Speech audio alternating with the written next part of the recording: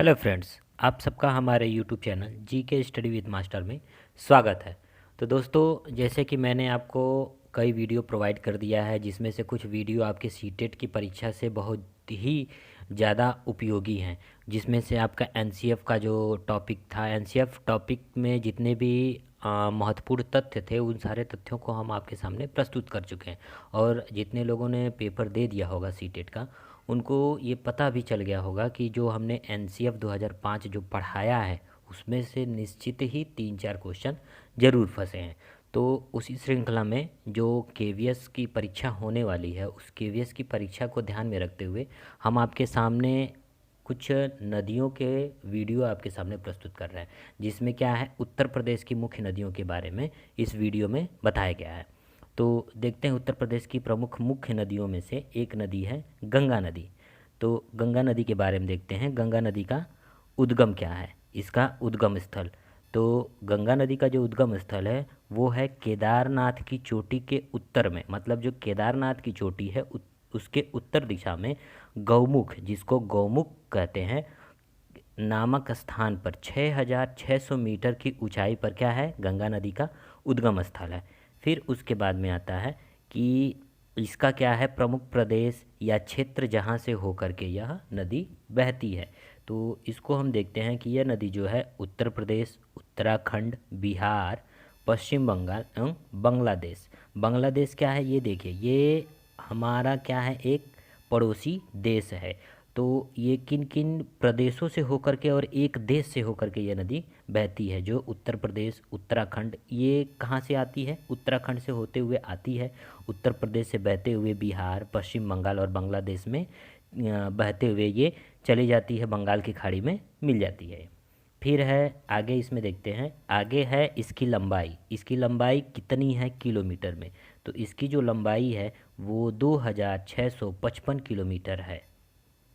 फिर है इसका अपवाह क्षेत्र, कितने वर्ग किलोमीटर में यह नदी फैली हुई है, ये है अपवाह क्षेत्र, इसी को कहते हैं हम अपवाह क्षेत्र। तो ये है 9,51,600 इतने वर्ग किलोमीटर क्षेत्रफल में ये नदी फैली हुई है। फिर उसके बाद में आता है इसका अंत, मतलब कि यह कहाँ पर जा कर के यह ख़त्म हो जाती, ख़त्म का मतलब ये कहाँ जा कर के ये समुद्र में मिलती है। तो ये है ग्वालंदों के समीप ब्रह्मपुत्र नदी के साथ मिलकर बंगाल की खाड़ी में ये गिर जाती है। मतलब कि ये क्या करती है, जहाँ पे ये ब्रह्मपुत्र नदी से मिलती है वो कहाँ मिलती है, ग्वालंदों के समीप। जो ब्रह्मपुत्र नदी आपकी आती है, जो तिब्बत से होते हुए, असम से होते हुए ब्रह्मपुत्र नदी जो आती है, वो उससे मिल करके बंगाल की खाड़ी में जा कर के ये मिल जाती है। फिर उसके बाद आता है इसकी सहायक नदियाँ। इसकी देखिए, इसकी कौन कौन सी सहायक नदियाँ हैं उनके बारे में बताया गया है। तो इसकी जो सहायक नदी है वो है अलकनंदा, भागीरथी, रामगंगा, यमुना, गोमती, घाघरा, गंडक, कोसी। तो देखिए, इसमें एक प्रश्न आपसे ये भी पूछ सकता है कि गंगा नदी की सबसे बड़ी सहायक नदी कौन सी है। तो गंगा नदी की सबसे बड़ी सहायक नदी है यमुना नदी, जो क्या करती है, ये उत्तराखंड के यमुनोत्री ग्लेशियर से निकलती है, और यमुनोत्री से निकलते हुए ये जा करके उत्तर प्रदेश के प्रयागराज, इलाहाबाद में जा करके ये गंगा नदी से मिल जाती है। तो ये क्या है, ये गंगा नदी की सबसे बड़ी सहायक नदी है, यमुना नदी। फिर उसके बाद में आता है नदी पर बने हुए कौन कौन से मुख्य बांध हैं। तो नदी पर बने हुए मुख्य बांध हैं फरक्का बांध, टिहरी बांध। फिर उसके बाद में अब हम आते हैं यमुना नदी की तरफ। तो यमुना नदी जो है ये भी उत्तर प्रदेश की बहुत ही प्रमुख नदी है, इसके बारे में हम देखते हैं। तो इसका उद्गम स्थल जो है ये क्या है, इसका उद्गम स्थल के बारे में देखते हैं, माफ़ कीजिएगा, इसका उद्गम स्थल है यह जो है बंदरपूछ के पश्चिम ढाल के यमुनोत्री, जिसको जमुनोत्री भी कहते हैं, यमुनोत्री नामक स्थान पर 6315 मीटर की ऊंचाई पर इसका उद्गम स्थल है। अब देखिए, कभी कभी लोग यमुना को जमुना भी कहते हैं, तो यही है, यमुना और जमुना दोनों एक ही नदियां हैं। तो इसके बारे में बताया गया है कि यह इसका उद्गम स्थल जो है वो बंदरपूछ कहाँ जो है, उत्तराखंड में।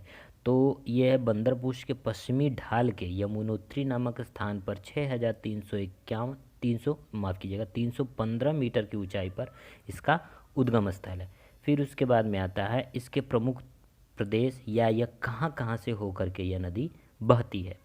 तो यह नदी जो है यह उत्तर प्रदेश, उत्तराखंड और दिल्ली से होकर के यह नदी बहती है। मतलब कि यह नदी देखिए, इसमें हम आपको बता देते हैं कि यह नदी क्या है, उत्तराखंड से निकलती है और दिल्ली से होते हुए उत्तर प्रदेश में प्रयागराज में जाकर के गंगा नदी में मिल जाती है। और जहाँ पर यह मिलती है उस स्थान को क्या कहते हैं, प्रयागराज में संगम कहते हैं।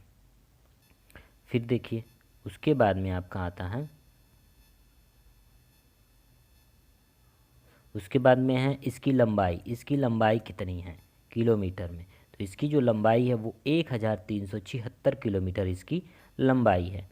उसके बाद में है इसका अपवाह क्षेत्र, मतलब यह नदी कितने क्षेत्रों में फैली हुई है, मतलब यह नदी कितना क्षेत्र कवर कर लेती है। तो इसका है कि 3,59,000 वर्ग किलोमीटर, मतलब इतने पूरे क्षेत्रफल को यह कवर कर लेती है। फिर उसके बाद में आता है अंत, मतलब यह नदी कहाँ जा कर के यह समाप्त होती है या किसी अन्य नदी में मिल जाती है। तो इसका जो अंत है वो है इलाहाबाद में, इलाहाबाद जिसका अब नाम हो चुका है प्रयागराज। तो प्रयागराज में गंगा नदी में जा कर के यह मिल जाती है। फिर उसके बाद में है इसकी सहायक नदी कौन कौन सी हैं। तो इसकी सहायक नदी है गिरी, असम, चंबल, बेतवा, केन। और ये चंबल, बेतवा, केन ये जो नदियां हैं ये मध्य प्रदेश से होते हुए आकर के इसमें यमुना नदी में मिलती हैं। फिर आगे देखते हैं, आगे है आपका रामगंगा नदी। तो रामगंगा जो नदी है ये भी उत्तर प्रदेश की बहुत ही प्रमुख नदी है। इसके बारे में हम देखते हैं। तो इसका उद्गम स्थल, इसका उद्गम स्थल हम देखते हैं कि इसका उद्गम स्थल कहाँ है। तो ये है कि नैनीताल जनपद के समीप रामगंगा स्थान से इस नदी का उद्गम स्थल है। फिर प्रमुख प्रदेश या क्षेत्र जहाँ से यह हो करके बहती है। तो यह नदी हमारा उत्तर प्रदेश और उत्तराखंड से होते हुए यह बहती है। उसके बाद है इसकी लंबाई। इसकी जो लंबाई है वो कितना किलोमीटर है, तो इसकी लंबाई है 590 किलोमीटर।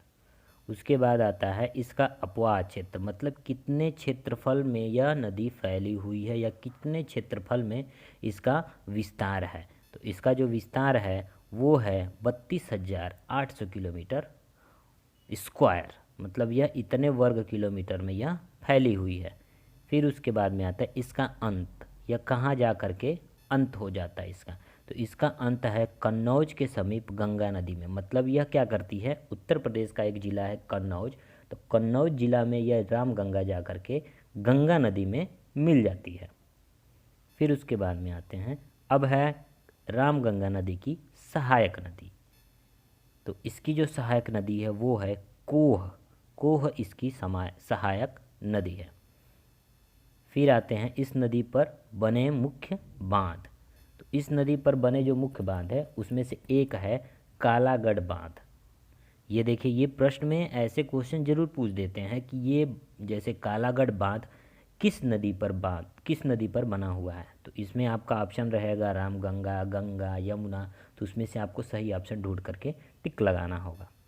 फिर अब आते हैं गोमती नदी। गोमती नदी भी क्या है, उत्तर प्रदेश की बहुत ही प्रमुख नदी है। इसके बारे में देखते हैं, इसका उद्गम स्थल कहाँ पे है। तो इसका उद्गम स्थल पीलीभीत जनपद में है। जो पीलीभीत जनपद है वो उत्तर प्रदेश का एक जनपद है, जिला है, जहाँ से इसका उद्गम स्थल है। अब इसके बारे में देखते हैं कि यह प्रमुख प्रदेश या कहाँ कहाँ से हो करके यह बहती है। तो यह बस उत्तर प्रदेश में ही बहती है और उत्तर प्रदेश में बहते हुए ये जा करके गंगा नदी में मिल जाती है। और कहाँ मिलती है वो हम आपको आगे बताएंगे। वो जिस जगह पे मिलती है वो बहुत ही प्रमुख स्थान है वो। अब देखिए इसकी लंबाई है 940 किलोमीटर। फिर है इसका अपवाह क्षेत्र। इसका जो अपवाह क्षेत्र है वो किलोमीटर, वर्ग किलोमीटर में कितना है इसका क्षेत्रफल। तो इसका जो क्षेत्रफल फैलाव है इसका वो है 30,437। फिर आता है इसका अंत, मतलब ये कहाँ जा कर के किस नदी में मिल रही है। तो यह है गाजीपुर के समीप गंगा नदी में जा कर के मिलती है। और जहाँ पर यह नदी मिलती है वहाँ पर एक बहुत ही धार्मिक स्थल है। जहाँ पे ये नदी जा कर के गंगा नदी से मिलती है, वहीं इस नदी के तट पर, मतलब कि जहाँ ये गंगा नदी में मिलती है और गंगा नदी थोड़ा आगे बढ़ती है, उसी गंगा नदी के पास एक बहुत ही धार्मिक स्थल बना हुआ है जिसको हम मार्कंडे महादेव के नाम से जानते हैं। फिर हम आगे बढ़ते हैं। आगे है इसकी सहायक नदियाँ। इसकी कौन कौन सी सहायक नदियाँ हैं? तो इसकी जो सहायक नदी है वो है सई, जोमकाई, बरना, गच्छई और चूहा।